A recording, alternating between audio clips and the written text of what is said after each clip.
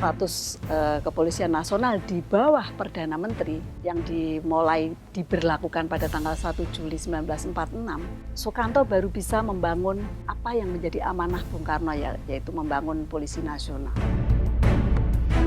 Pada saat itu memang tergolong langka ya pejabat-pejabat pemerintah yang memiliki posisi strategis, tapi hidupnya seperti itu.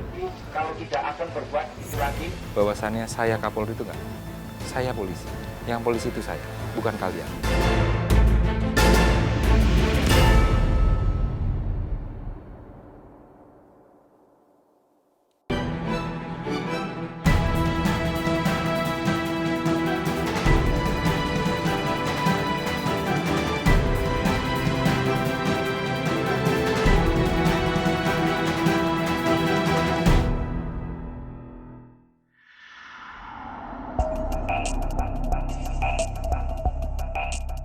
Kepolisian Negara Republik Indonesia telah merampungkan tugas akbar dalam pengamanan pemilu 2019, sengketa pemilu, hingga penetapan presiden dan wakil presiden terpilih. Sejumlah pengamanan ketat hingga cerita humanis di baliknya mewarnai media sosial dan mengundang perhatian warganet. Salah satunya adalah foto yang diunggah akun ini, yang memperlihatkan dua orang polisi lengkap dengan pelindung tubuh yang masih dikenakan saling bersandar saat beristirahat mengamankan aksi massa. Satu petugas terlihat tidur dan satu petugas lainnya sedang berusaha menghubungi anaknya. Selain foto tersebut, ada pula beberapa foto lainnya yang menggambarkan kondisi para polisi yang bertugas.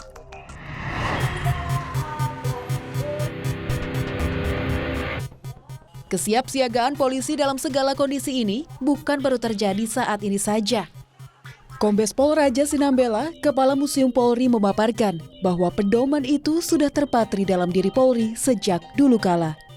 Pedoman kita itu tribrata catu prastia, dan itu kita prinsip itu kan melindungi, mengayomi, melayani masyarakat. Itu sejak dulu sudah kita memang terpatri dalam hati kita. Dalam setiap pelaksanaan tugas anggota kepolisian itu sudah melindungi, mengayomi, melayani masyarakat dan penegakan hukum. Itu sudah terpatri di anggota Polri sendiri. Ya, harus seperti itu. Siapa sangka, sebelum terbentuk seperti ini, Polri memiliki perjalanan panjang. Dan untuk mengapresiasi segala perjuangan dan dedikasi polisi, kita mengenal hari yang disebut dengan Hari Bayangkara. Tanggal 1 Juli diperingati sebagai Hari Bayangkara, hari di mana untuk pertama kalinya kepolisian dari berbagai daerah yang terpecah-pecah kembali dipersatukan secara nasional di bawah perintah Presiden. Namun, di balik penetapan tersebut, ternyata Polri menyimpan banyak cerita panjang. Lantas seperti apa kisahnya?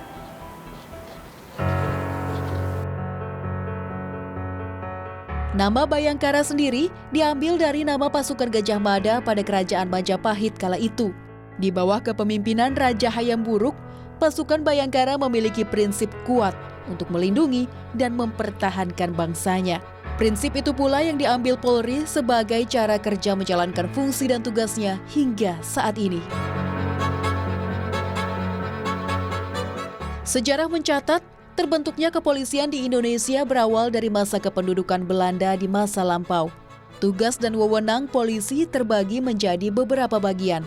Ambar Wulan, peneliti sejarah polisi memaparkan sistem kerja kepolisian Hindia Belanda kala itu. Pada saat Belanda, secara sistem, kepolisian Hindia Belanda ini kan terbagi dalam beberapa kewenangan. Yang satu, kepolisian di bawah kewenangan Kementerian Dalam Negeri dalam konteks mengurusi masalah perlengkapan, administrasi, pendidikan. Polisi di dalam konteks represif, polisi kehakiman ini di bawah yang disebut waktu itu adalah Procure General. Procure General ini Jaksa Agung. Ini mengurusi polisi yang bertugas di dalam konteks tindakan-tindakan represif. Selain itu, kepolisian Hindia Belanda juga memiliki wewenang residensi, di mana polisi menjadi residen dan bertugas memimpin pasukan kepolisian di daerah-daerah tertentu yang menjadi tugas operasionalnya, sekaligus menjadi kepala reserse di wilayah tersebut. Namun, pada masa Hindia Belanda, tugas kepolisian lebih difokuskan untuk kepentingan pengamanan eksploitasi, yaitu penjagaan pengerukan sumber daya alam di berbagai daerah di Hindia Belanda dari kaum pergerakan yang sudah mulai muncul karena kesadaran ancaman kolonialisme. Berbeda dengan masa kolonial Belanda, di masa pendudukan Jepang, organisasi kepolisian Hindia Belanda yang terbagi-bagi dipersatukan menjadi satu naungan bernama Keisatsutai. Keisatsutai dipersiapkan untuk kepentingan Jepang dalam rangka memenangkan Perang Asia Timur Raya. Namun uniknya, setelah Jepang menyerah kepada sekutu, kepolisian adalah satu-satunya aparatur keamanan yang tidak dibubarkan oleh Jepang. Perjalanan kepolisian pun berlanjut pasca kemerdekaan dan pembacaan proklamasi oleh Soekarno. Kala itu nasib kepolisian dibahas dalam sidang PPKI atau Panitia Persiapan Kemerdekaan Indonesia. Salah satu hal yang dibicarakan di dalam sidang PPKI dan ditetapkan bahwasanya seluruh polisi yang ada di wilayah Indonesia adalah polisi Republik. Ini pernyataan pada tanggal 19 Agustus. Dan pernyataan itu tidak hanya sekedar statement saja, tetapi juga memberikan satu wadah bahwa polisi saat ini berada ditempatkan di bawah Kementerian Dalam Negeri. Penetapan polisi di bawah Kementerian Dalam Negeri ini mengacu kepada sistem kepolisian di zaman Hindia Belanda yang pernah diterapkan sebelumnya. Lalu, pada tanggal 29 September 1945, seorang kepala kepolisian yaitu Raden Said Sukanto Tjokrodiatmojo dilantik sebagai Kapolri pertama oleh Presiden Soekarno, sekaligus merupakan satu eksistensi formal bahwa jawatan kepolisian negara telah terbentuk. Namun, awal kemerdekaan merupakan awal perjuangan baru untuk Indonesia sebagai bangsa. Sejumlah tugas berat harus dipikul oleh Sukanto sebagai Kapolri. Selain mempertahankan proklamasi, Indonesia menghadapi ancaman sekutu yang diboncengi oleh Nika yang ingin datang dan kembali menguasai Indonesia. Namun, pergerakan Sukanto dalam upaya menjaga Indonesia terbatas karena kondisi polisi kala itu yang terpecah-pecah secara kewenangan. Ambar Wulan, yang juga penulis buku Jenderal Polisi RS Sukanto Tjokrodiatmojo menceritakan bagaimana Sukanto meminta kepada pemimpin kabinet pemerintahan kala itu, yaitu Perdana Menteri Sultan Syahrir, untuk membentuk Polisi Nasional. Kalau dulu kan terpecah-pecah, ya. Nah, baru setelah polisi ini di dalam status kepolisian nasional di bawah Perdana Menteri yang dimulai diberlakukan pada tanggal 1 Juli 1946, Sukanto baru bisa membangun apa yang menjadi amanah Bung Karno, yaitu membangun Polisi Nasional. Dengan keputusan tersebut, maka diperingatilah tanggal 1 Juli sebagai Hari Bayangkara hingga saat ini. Setelah menjadi satu komando, Sukanto pun membenahi segala lini kepolisian, termasuk sumber daya manusia, dengan memberikan wawasan intelektual serta perlengkapan tugas yang lebih baik. Karena bekal tersebut sangat penting dibutuhkan untuk menghadapi tantangan negara merdeka.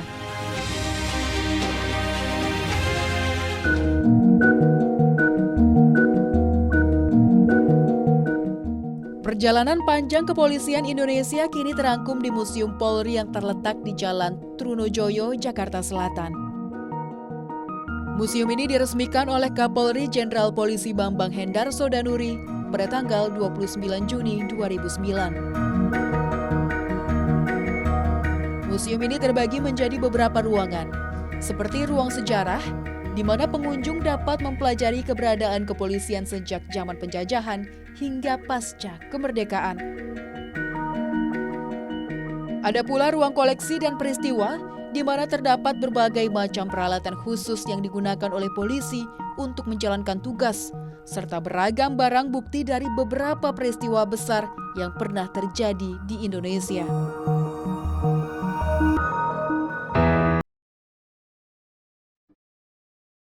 Selain itu, museum dilengkapi juga dengan beberapa diorama, mulai dari yang menggambarkan pasukan Bayangkara, pertempuran Surabaya, dan diorama lahirnya Tribata oleh Kapolri pertama Sukanto.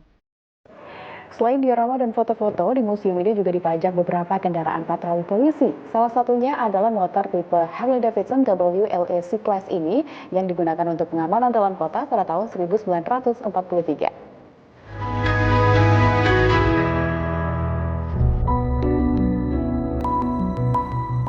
Terdapat lebih dari 400 barang koleksi di sini, mulai dari kendaraan operasional, senjata, seragam, hingga beragam lencana kepolisian.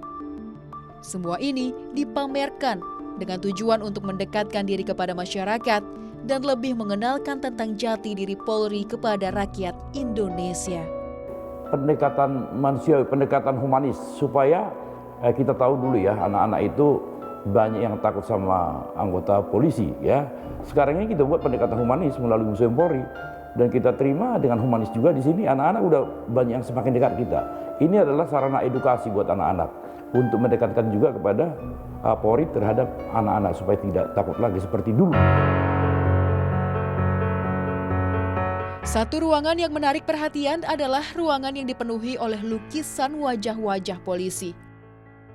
Kombes Pol Raja Sinambela selaku Kepala Museum Polri pun menjelaskan kepada saya tentang ruangan ini beserta tokoh-tokoh penting yang turut andil dalam pembangunan Polri.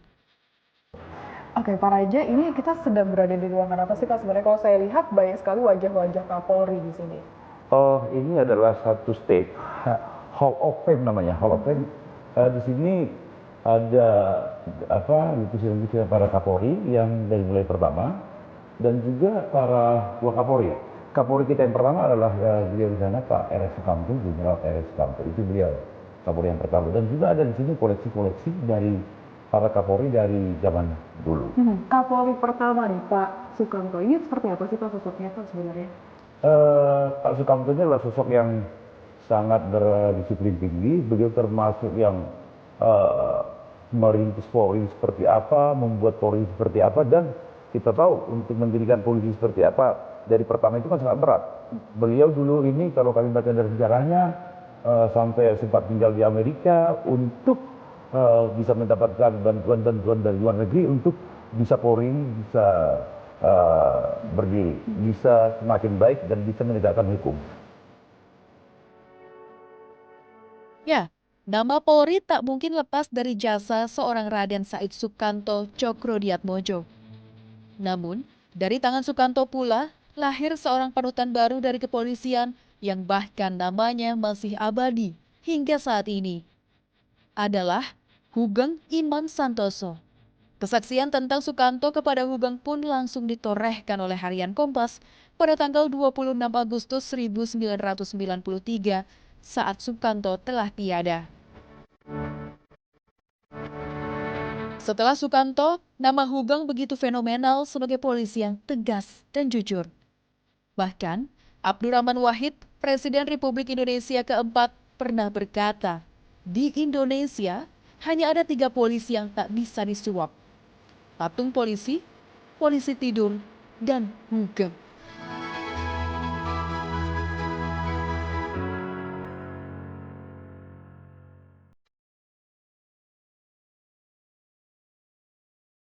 Kiprahnya mulai melesat saat ia ditunjuk sebagai Kepala Jawatan Imigrasi Bea dan Cukai di tahun 1960.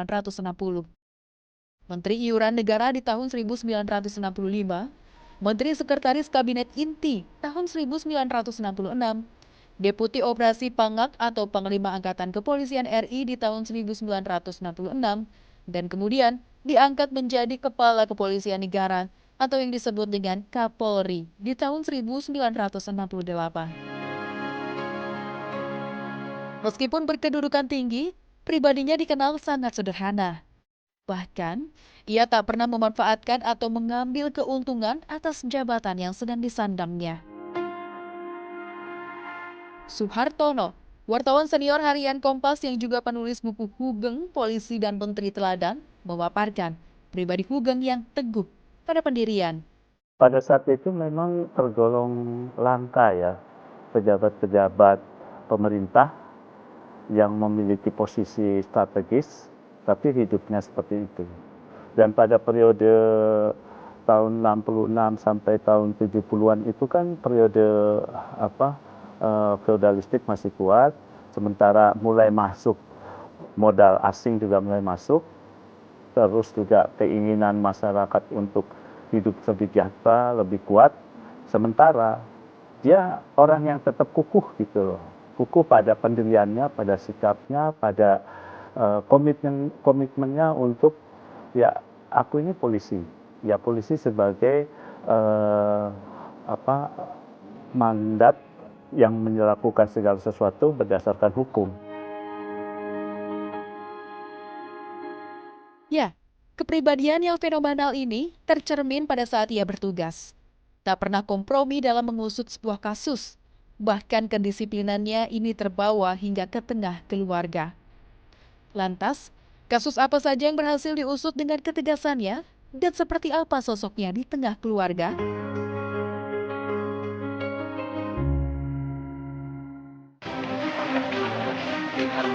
Di harmoni. Mengapa? Masih tidur, dibangunin. Menjabat sebagai seorang Kapolri tidak membuatnya enggan melakukan tugas-tugas kecil. Kawan-kawanku. Totalitas adalah kata yang patut disematkan oleh Hugeng di setiap ia menjalankan tanggung jawabnya.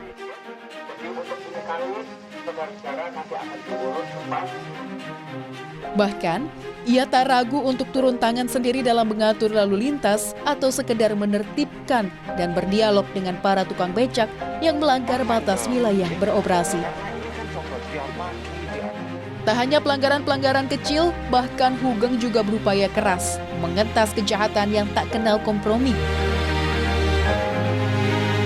Suhartono, penulis buku Hugeng, Polisi dan Menteri Teladan, menjelaskan kasus-kasus yang diusut oleh Hugeng hingga tuntas tanpa ada rasa takut. Nah, dia itu betul-betul orang yang lurus. Ketika dia polisi, dia harus menghadapi kasus salah satu perkosaan di Jogja yang melibatkan anak pejabat. Dia nggak pandang bulu, dia harus proses itu. Meskipun dia harus berhadapan dengan lingkungannya yang pada saat itu menolak. Begitu juga ketika dia harus menghadapi pengusaha yang dengan bebasnya menyelundupkan mobil-mobil mewah. Sementara pada saat itu juga ada kekuasaan yang membacking itu. Dia lawan itu. Meskipun resikonya dia harus berhadapan dengan kekuasaan dan dia akhirnya harus mengajukan pengunduran diri. I'm dreaming of an island far away across the blue.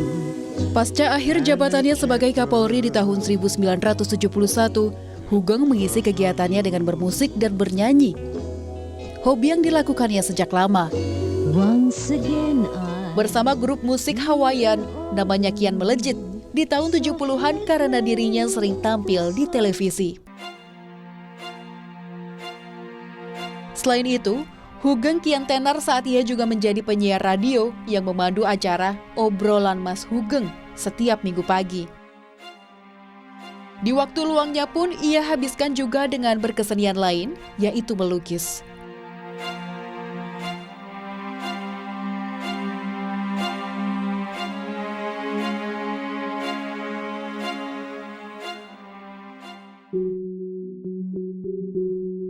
Sosoknya begitu kuat sebagai teladan saat ia memimpin kepolisian dan juga di tengah keluarga.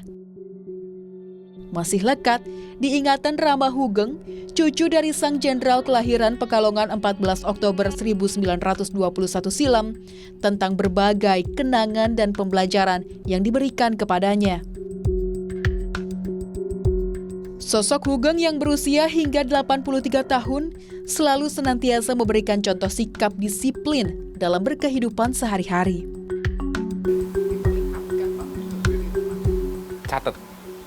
Mencatat. Kita itu di keluarga, kalau datang ke rumah beliau, itu kita harus menulis di buku mutasi namanya, ada buku besar, itu kita harus tulis. Jadi datang jam berapa, pulang jam berapa, atau mau pergi kemana, daerah mana, nomor teleponnya ada atau enggak, itu kita harus catat. Jadi itu tidak berlaku hanya untuk tamu beliau saja ya, tapi kita sebagai keluarga juga harus melakukan itu. Dan itu mengajarkan kita untuk selalu mencatat. Semua harus dicatat. Dengan mencatat, menulis itu kan semua memorinya ke kepala ya. Jadi itu mendisiplinkan kita untuk selalu mengingat semua apa yang kita akan lakukan dan yang sudah kita lakukan. Sikap tegas dan jujur ini bisa jadi didapat dari ayah Hugeng yang dulunya adalah seorang jaksa. Kebiasaan tersebut sudah tertanam di diri Hugeng hingga akhirnya diajarkan kepada anak cucunya. 3 tahun menjadi Kapolri tak membuat Rama dan keluarga merasakan kemewahan fasilitas pejabat tinggi sang kakek. Tak sedikit pun Hugeng mengambil keuntungan apapun, meski untuk kepentingan keluarga. Terus terang, saya keluarga tidak pernah merasakan apa yang namanya menjadi anak pejabat atau keluarga Kapolri. Kita nggak pernah merasakan itu gitu, karena memang beliau selalu menanamkan yang polisi itu saya. Beliau itu tidak pernah men-statementkan bahwasannya saya Kapolri itu enggak. Saya polisi. Yang polisi itu saya, bukan kalian. Jadi ya sampai sekarang ya kita tidak pernah merasakan fasilitas apapun ya.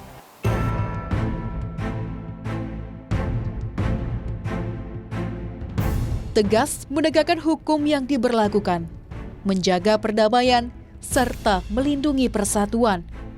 Begitulah janji Polri sebagai pelayan rakyat Indonesia yang rela abdikan jiwa dan raga demi bangsa dan negara. Rastra Sewa Kotama, yang berarti abdi utama bagi nusa dan bangsa. Itulah moto Polri terhadap Indonesia. Tugasnya tak main-main, berkat keringatnya melindungi dan menjaga NKRI. Patutnya kita apresiasi demi mereka yang bekerja dengan hati untuk menjaga Ibu Pertiwi.